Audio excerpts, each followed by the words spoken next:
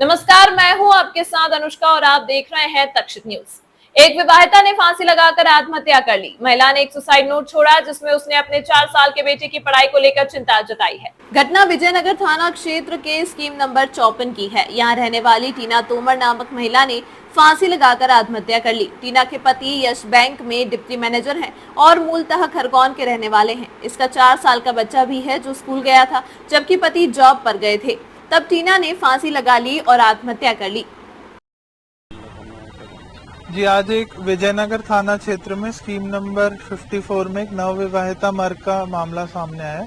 उनके husband deputy manager credit card section yes bank में है और उनने आज फांसी लगा के अपनी जान ले ली। और उसमें मामला ये था कि उनका 4 साल का लड़का था जिसकी परवरिश से वो संतुष्ट नहीं थी और उसकी पढ़ाई को लेके काफ़ी चिंतित रहती थी। तो इस घटनाक्रम के चलते उनने फांसी लगा के अपनी जान गंवा दी। महिला क्या करती थी, क्या प्रोफाइल है? महिला गृहिणी थी। गृहिणी थी। वो कोई वो घर का ही कामकाज करती थी। सुसाइड नोट वगैरह भी मिला है? जी, इसमें 2 पेज का सुसाइड नोट मिला है और इसमें महिला ने स्वयं जिम्मेदारी ली है अपनी मृत्यु की और उनने उसमें ये जिक्र किया है कि वो अपने लड़के की परवरिश से संतुष्ट नहीं थी और जिसके चलते उनने अपनी जान ली और वो किसी भी प्रकार का दोष किसी भी परिवार के सदस्य पे नहीं दिया उन्होंने। महिला क्या कोई जॉब करती थी जो बच्चे की परवरिश नहीं कर पा रही थी? नहीं, महिला जॉब नहीं करती थी बट उसकी पढ़ाई को लेके चिंतित थी। शायद वो अपनी लड़के की पढ़ाई के स्तर से लेके संतुष्ट नहीं थी और उसको लेके चिंतित रहती थी और उसी तनाव में उन्हें अपनी जान गंवा दी। जी, मृतिका का नाम टीना तोमर के नाम से है। सर, ये तो घर पे उस टाइम पे कोई नहीं था परिवार? नहीं, वो जब उनका लड़का जब स्कूल गया था तो और उनके हस्बैंड सुबह नौकरी के लिए चले गए थे तो घर पे कोई नहीं था और ये लोग 3 लोग ही साथ में रहते थे। तो उसी समय इनने फांसी लगा दी अपने आप को। जब वो 12:30 पौने 1 के आसपास वापस आए तो जब कोई दरवाज़ा नहीं खोला गया और फ़ोन कॉल्स को रिस्पॉन्ड नहीं किया गया तो उसके बाद वो दरवाज़ा तोड़ के अंदर घुसे और अपनी फिर बीवी को इस हालत में पाया। इंदौर के रहने वाले? नहीं, ये मूलतः इंदौर के नहीं रहने वाले हैं, मूलतः खरगोन के रहने वाले हैं। तो ये यहाँ पे रह के नौकरी करते थे और किराए के मकान से रहते थे। चंदन नगर क्षेत्र में कपड़े की दुकान पर भाव को लेकर हुए विवाद के बाद कपड़े खरीदी के लिए आए युवकों ने दुकानदार पर हमला कर दिया। मामले में पुलिस ने प्रकरण दर्ज कर आरोपियों की तलाश शुरू कर दी है। मामला नूरानी नगर का है। यहाँ कपड़ा दुकान संचालित करने वाले रजाक ने पुलिस को शिकायत दर्ज करवाई कि शाहरुख और उसके साथी कपड़े खरीदी के लिए आए थे। तभी भाव को लेकर विवाद बढ़ गया और शाहरुख ने मारपीट की, जिसका वीडियो भी सामने आया है।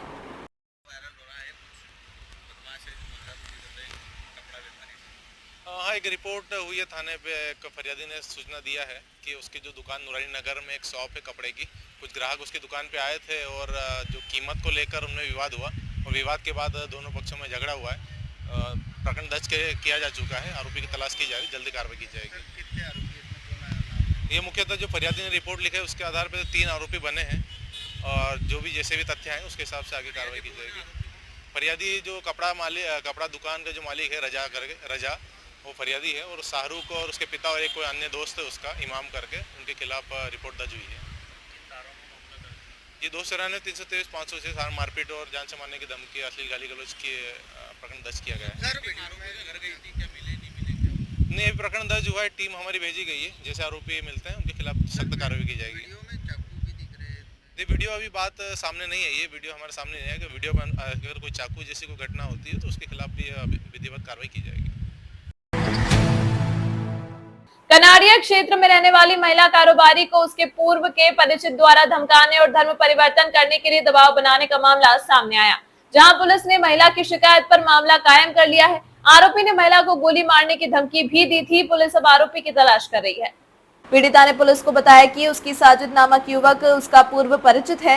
साजिद महिला को लगातार फोन के माध्यम से धर्म परिवर्तन करने और साथ रहने की धमकी देता रहता है, लेकिन हद तो तब हो गई जब आरोपी साजिद ने उसकी बेटी को भी फोन लगाना चालू कर दिया और फोन पर धमकाते हुए गोली मारने की बात कही, जिसके बाद घबराई मां बेटी ने कनाड़िया थाना पुलिस को पूरे मामले की शिकायत की है। कनाड़िया में फरियादी को जरा रिपोर्ट लिखाई गई थी। उसके द्वारा ये बताया गया था कि उनकी जो शादी को लगभग 16 साल हो चुके हैं और दोनों साथ में रहते थे, 4 बच्चे भी हैं।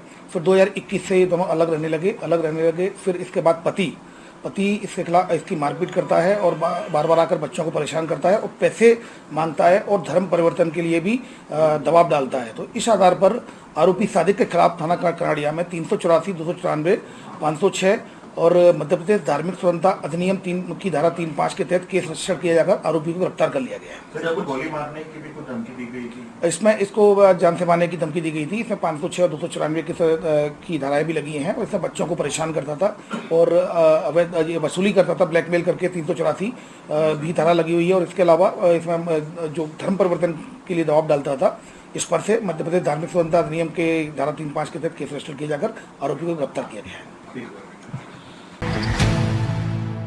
क्राइम ब्रांच पुलिस ने लगातार तीसरे दिन आईपीएल का ऑनलाइन सट्टा संचालित करते हुए एक युवक को हिरासत में लिया, जिसके पास पुलिस ने 4 मोबाइल और लाखों रुपए का हिसाब बरामद किया। दरअसल आईपीएल के 17वें सीजन में मैच जारी है, जिस पर सटोरियों द्वारा लाखों रुपए की हार जीत के दांव लगाए जा रहे हैं।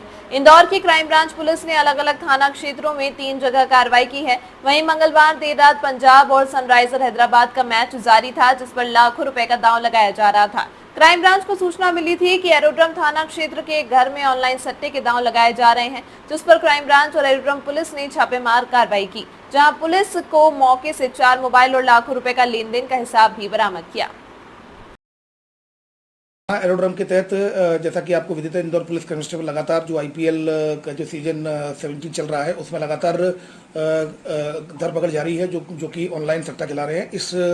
इस तारतम्य में सूचना मिली थी कि थाना एरोड्रम के क्षेत्र के अंतर्गत एक घर पे ही रह के एक आरोपी इसमें सट्टा चला रहा है। तो इस पर से क्राइम ब्रांच की टीम और एरोड्रम की टीम ने घेराबंदी की उस घर की और उसने गेट खोलने से मना किया। तब काफ़ी जद्दोजहद के बाद वो गेट खोला और गेट खोलने के बाद फिर जब उसकी तलाशी लगी तो उसके कब्जे से 4 मोबाइल मिल गए और जिसमें कि क्लाइंट आईडी थी और ट्रांजैक्शंस थे, पूरे अकाउंट में पैसा था, लाखों का हिसाब किताब है उसमें।